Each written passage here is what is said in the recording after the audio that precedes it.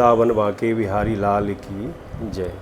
प्रेमियों, आप सभी दर्शकों का स्वागत और अभिनंदन है अध्यात्म मीडिया वृंदावन चैनल पे। जैसा कि हम इस समय हम और आप सभी सुन रहे हैं और देख भी रहे हैं कि श्रीधाम वृंदावन में विश्व प्रसिद्ध मंदिर वृंदावन के प्यारे ठाकुर श्री वाके बिहारी लाल जी महाराज के मंदिर के कॉरिडोर का जो मुद्दा इस समय काफ़ी चर्चित मुद्दा बन चुका है। तो इस संदर्भ में आज हम बात करने के लिए हमारे साथ खास मेहमान मौजूद हैं। मंदिर के सेवाधिकारी आदरणीय गोपेश गोस्वामी जी। बहुत ही सुंदर मर्यादित तरीके से हम आज वार्ता करेंगे और हम इनसे जानेंगे कि मंदिर की परंपरा क्या है और कॉरिडोर और न्यास को लेकर के आपके मन में क्या चल रहा है। अध्यात्म मीडिया यूट्यूब चैनल पर श्री राधे राधे, श्री कुंज बिहारी श्री हरिदास, जय हो। जय। ये शब्द ऐसा है कि सुनने के बाद रोम रोम प्रफुल्लित हो जाता है। जय। तो गोस्वामी जी, आज मैं जानना चाहूँगा कि जो इस समय वर्तमान ठाकुर श्री वाके बिहारी जी महाराज की जो कॉरिडोर को लेकर के और न्यास गठन को लेकर के इस समय काफ़ी एक चर्चित विषय बन चुका है यह जी। तो क्या कहा जाए, आपके नज़रों में इसको लेकर के क्या चल रहा है इस समय? देखिए, दोनों विषय बिल्कुल अलग अलग हैं। एक विषय है कॉरिडोर को लेके, जिसमें सरकार विकास के नाम पे वृंदावन में जो कुंज गलियां हैं, जो पुराने मोहल्ले हैं, जो पुरानी पारंपरिक पौराणिक स्थान हैं, उन सब को ध्वस्त करना चाहती है। और जो दूसरा विषय है वो मंदिर के प्रति है, जो सरकार मंदिर में एक न्यास स्थापित करना चाहती है और उस न्यास के द्वारा मंदिर की सारी निज सेवा की परंपराओं को अपने द्वारा चलाना चाहती है। तो पहले तो हम पहले विषय पर चर्चा करेंगे जी। जो पहला विषय है उसमें हमारा सरकार से विरोध भी है और सरकार का समर्थन भी है। सरकार का समर्थन ये है कि जहाँ आपके पास खाली स्थान है, जहाँ आप यमुना के पार आपने जो भी ज़मीनें ली हैं या किसी भी तरीके से एक्वायर करी हैं, वो जो भी सरकार का विषय है वो सरकार जाने। वहाँ से आप जो भी राजमार्ग लेके आ रहे हैं, आप NH2 को जोड़ के जो पुल बना के ला रहे हैं, जिससे आप जनता को सारी चीज़ें बताते हैं कि हम इस तरीके से 4 पुल लेके आएंगे, वहाँ पे पार्किंग बनाएंगे, वहाँ अन्य अन्य व्यवस्थाएं देंगे जी। बिल्कुल, वहाँ तक सारी व्यवस्थाएं एकदम ठीक हैं। लेकिन जब उन व्यवस्थाओं के बाद सरकार जैसे ही यमुना के बाद जो परिक्रमा मार्ग है वहाँ से आती है अंदर की तरफ, तो वो ब्रज की गलियों में प्रवेश करने की बजाय ब्रज का विनाश शुरू कर देती है।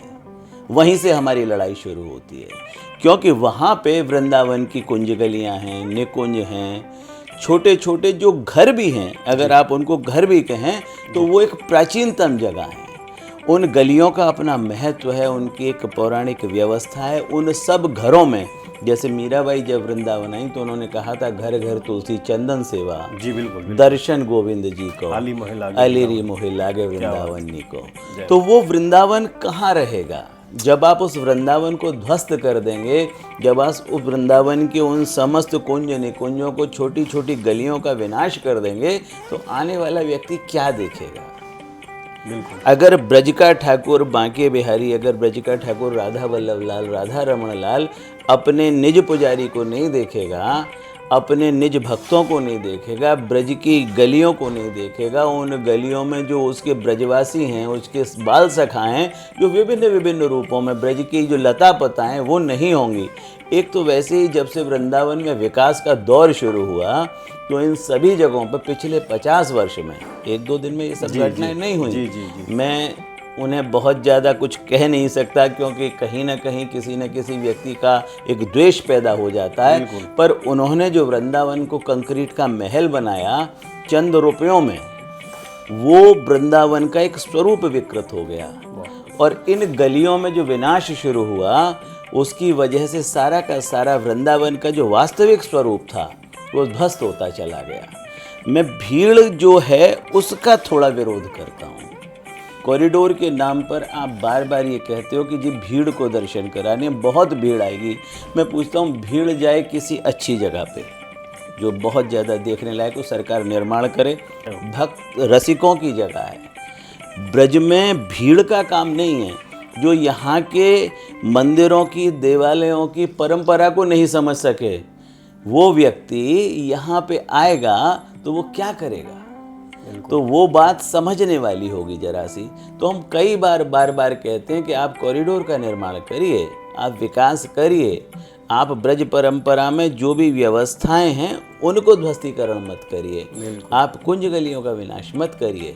आप चाहें तो यहाँ स्वच्छता ला सकते हैं, आप चाहें तो यहाँ पे जो अन्य अन्य गंदगियाँ हैं जिनसे वास्तविकता में एक समय के संग क्योंकि पॉपुलेशन बढ़ी है, आबादी बढ़ी है, तो निश्चित तौर पर कहीं ना कहीं कुछ न कुछ ऐसा हुआ है जो दिक्कत करने वाला है।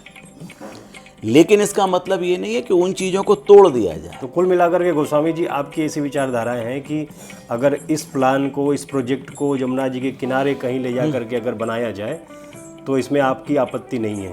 नहीं, बिल्कुल। यमुना के उस पार आप जो भी विकास करना चाहते हैं, जो भी व्यवस्थाओं का निर्माण करना चाहते हैं, जिस तरीके से, पर जब आप वृंदावन, निज वृंदावन के तो मान के चलते हैं कि अगर ये कॉरिडोर का प्रोजेक्ट अगर यमुना जी के किनारे बना दे सरकार, जी बिल्कुल, तो वहाँ ठाकुर जी कैसे चले जाएंगे? नहीं, ठाकुर जी नहीं जाएंगे। वही तो मेरा कहना है, परिक्रमा मार्ग को उस तरफ कॉरिडोर से जोड़िए और यमुना के परिक्रमा मार्ग से इन सप्त देवालयों की और स्वयं बांके बिहारी जी महाराज की दूरी मात्र 100 मीटर है। बिल्कुल है, बिल्कुल। और सब जगह से गलियों की प्रॉपर व्यवस्था है, उन गलियों से आदमी आज भी जाता है। आप यहाँ कह रहे हैं कि वृंदावन में हम 5 लाख कराएंगे, अभी शनिवार इतवार पे आप हम लोगों के लिए 1.5 लाख लोग, 2 लाख लोग भेज देते हैं। धीमे धीमे स्थिति ये हो गई कि वो वृंदावन से राधा वल्लभ लाल में भीड़ बढ़ने लगी, जी बिल्कुल, राधा रमण जी में भीड़ बढ़ने लगी, दामोदर में भीड़ बढ़ने लगी, श्याम सुंदर जी में भीड़ बढ़ने लगी, गोपेश्वर पे भीड़ बढ़ने लगी, यमुना का हाल आप देख ही रहे हैं। अब आप 5 लाख लोग ले आएंगे, क्या आप वो व्यवस्था कर पाएंगे राधा रमण जी में? फिर आप कहेंगे भाई हम क्या करें, हमने तो बिहारी जी की देखो कितनी सुंदर व्यवस्था बनाई है, अब राधा रमण लाल का भी कॉरिडोर बनेगा, राधा वल्लभ लाल का भी घेरा खत्म होगा, गोपेश्वर की भी गलियां टूटेंगी, तो क्या होगा वृंदावन का? वास्तविक वृंदावन, जिस वृंदावन की हम चर्चा करते हैं, जो 550 वर्ष पूर्व का वृंदावन आप निर्धारित करें कि जहाँ से हम छठ गोस्वामी आए, चैतन्य महाप्रभु आए, मीराबाई आई, स्वामी हरिदास जी हमारे आए, हित हरिवंश महाप्रभु आए, तो ये गोपाल भट्ट जी आए, इन सब संतों ने जो वृंदावन में निवास किया वो यमुना किनारे की एक सारी पट्टी है। और वो कुंज गलियाँ आज की नहीं हैं, वो निकुंज पुराने आज के नहीं हैं। उन भवनों पर कहीं ना कहीं नवनिर्माण हुआ है, लेकिन उनकी प्राचीनता कहीं ना कहीं अंदर के स्वरूप विद्यमान है। तो मैं ये कहता हूँ उन स्वरूपों को सजाने का काम करना चाहिए। तीर्थ विकास परिषद का मैं उद्देश्य देख रहा था, उसका उद्देश्य है पौराणिक व्यवस्थाओं को बनाए रखना, उन व्यवस्थाओं का, उन चीज़ों का रखरखाव करना, जी बिल्कुल, उन व्यवस्थाओं की देखरेख करना, उनमें सुधार करना। आप किसी चीज का सुधार करने के बजाय उसको ध्वस्तीकरण करके नया बना दो तो फिर कोई प्राचीनता नष्ट हो जाएगा। उसका जो वास्तविक स्वरूप, जब नए लोग आएंगे देखने वाले, नई पीढ़ियां जब वृंदावन आएंगी, आज से 50 साल बाद जो लोग आएंगे उनके लिए न तो कुंज गलियां होंगी, न उनके लिए सघन वन होंगे, वो तो पहले ही कंक्रीट के महल ने खत्म कर दिए। आप 5 स्टार व्यवस्था दे दोगे, सुंदर गेस्ट हाउस दे दोगे, बाकी सब चीजें दे दोगे, लोगों को रोड्स दे दोगे, लेकिन वृंदावन कहाँ से दोगे? तो वृंदावन तो ठाकुर का हृदय है, वो हृदय नहीं है जो आप कंक्रीट का महल बना के उस पर बिल्कुल कारपेट बिछा दो।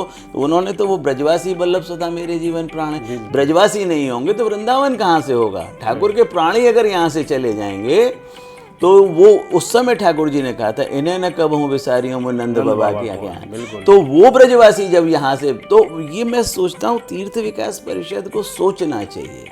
वो जो कॉरिडोर के बहाने ब्रजवासियों को यहाँ से विस्थापित करना चाहती है, तो ठाकुर के प्राण निकालने की एक कार्य योजना है उनकी। ये जो कार्यशैली है ये ठाकुर के प्राण निकालने की है। अगर ब्रजवासी नहीं होंगे तो ठाकुर ब्रज में नहीं रह सकता, ठाकुर भी इस ब्रज में वास नहीं करेगा, वो भी कहीं अपना गुप्त वृंदावन बना लेगा, वो भी कहीं आनंद कंद कहीं चला जाएगा ब्रजवासियों के साथ। तो ये समझने वाली चीज़।